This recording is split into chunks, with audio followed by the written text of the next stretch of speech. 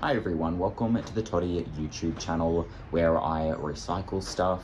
My name is Sid, and in today's video I will be recycling a whole bunch of plastic bottle lids into pens using the injection molding process. And I only recently received the pen mold. Ever since receiving it, I have been working out how to use it, which involves a lot of trial and error.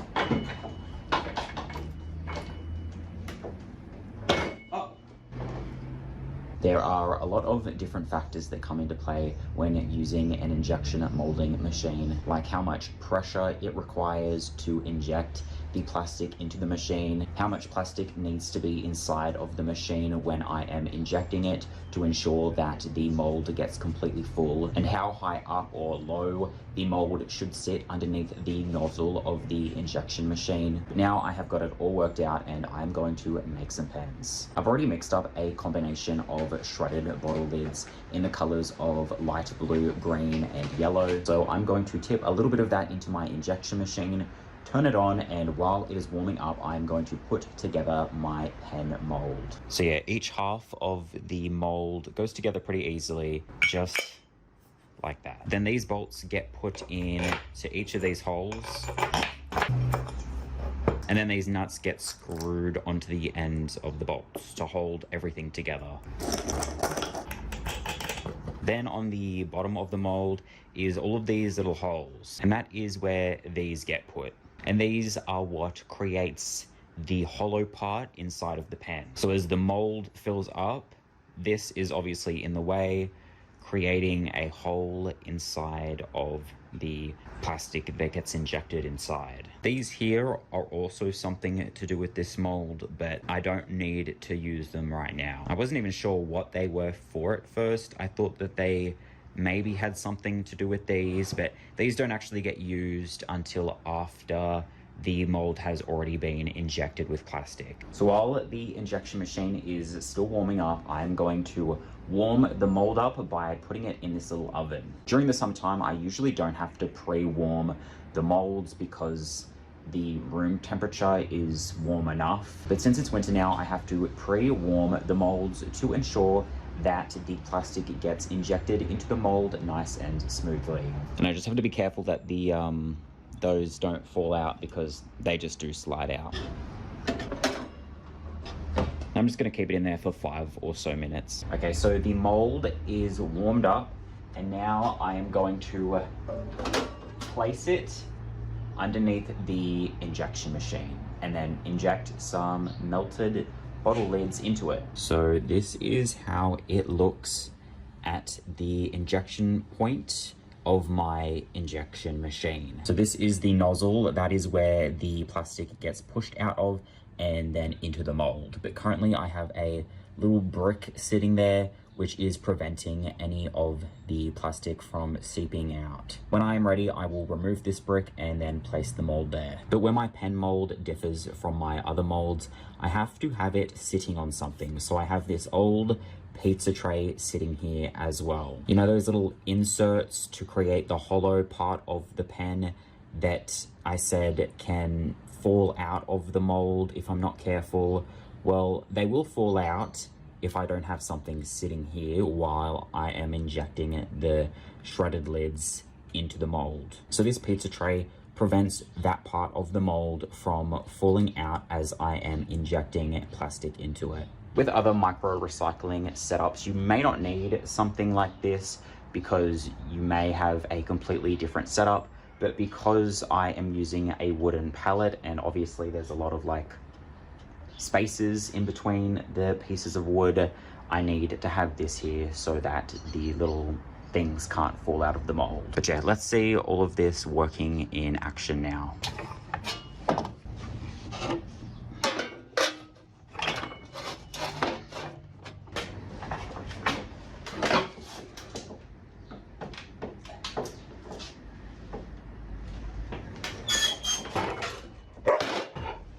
As you could see, this mold in particular requires a fair bit of strength to be able to inject it. I'm going to pull apart this, but first I'm just going to chuck a little bit more plastic in the machine so that can warm up while I am pulling this apart.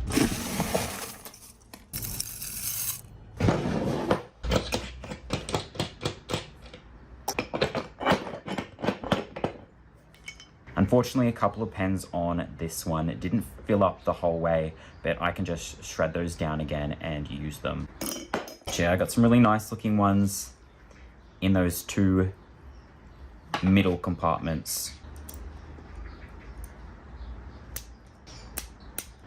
And all of this extra stuff also gets put aside, shred down, and then reused as well. And at this stage of things is when these little rods come into play. There is a hole at the end of this insert, and then this little rod gets put into that hole so that it can be used as like a handle so that the pen can be pulled away from the insert.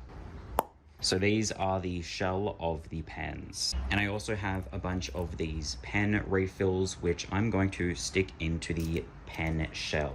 And these are refillable, so when the ink runs out, you can just remove that and then stick a new one in. Also, the kind of plastic that I am using now is known as HDPE, also known as high density polyethylene. If you look at the inner side of a bottle lid and it has the number 2 on it, that means that it is made of high density polyethylene. It is a more rigid kind of plastic, but after I am done injecting all of this, I am going to inject some low density polyethylene. It's more of a softer kind of lid. It's usually used on juice bottles or on milk bottles. Okay, so I am going to repeat that process and hopefully get 4 full pens out of this mold.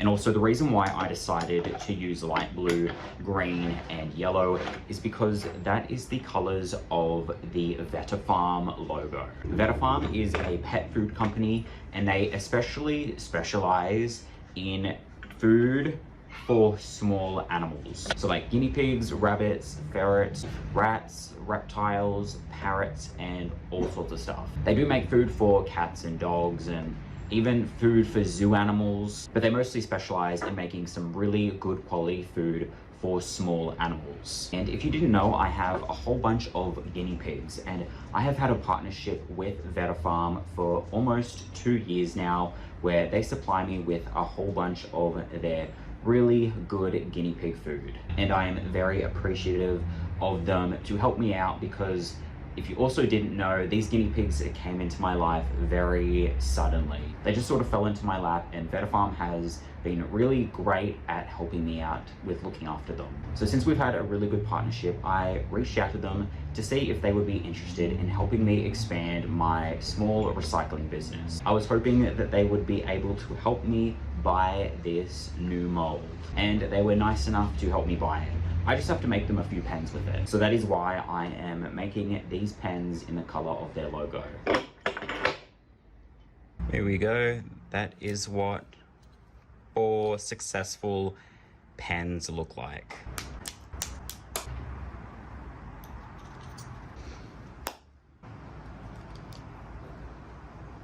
Okay, so there we have it. That is the light blue, green, and yellow pens. Now I'm going to make some more pens, but using LDPE, low density polyethylene. And for this one, I am also going to be paying homage to VetaFarm. This is the guinea pig food that I feed my guinea pigs. And I'm going to try and make pens the same color as this packaging. So there's some white, some creamy colors, and then this like light red color. And I do have some lids that should match this color combination, which I haven't shredded up yet, so I am first going to shred them all up. And these are all of the lids that I will be using to make the next batch of pens. Normally I would shred all of these colors separately and then mix them together, but because this is all I'm doing, I'm just gonna shred them all together.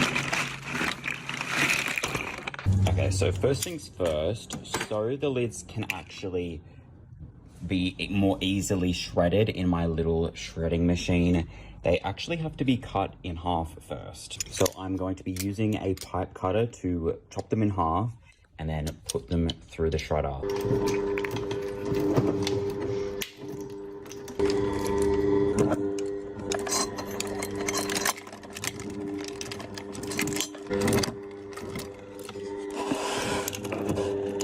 So now I am going to scoop some up and put it into the machine.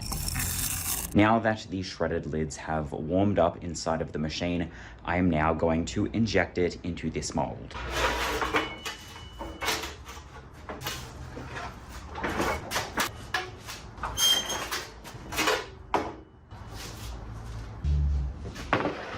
Now I'm going to see how it turned out. This color looks really cool. And there we have it. Do they look like the guinea pig food bags? There is the food bag for comparison, and this is the pens. Anyways, that is everything for this video. If you are interested in buying any of these pens, which will be out in these colors and a bunch of other colors, they are available on my website at thetoti.com, which I will link in the description box below. Do you guys have any suggestions for what color combos I should try out for some pens? But anyways, that is everything for this video. Thank you so much for watching, and I will see you in the next one.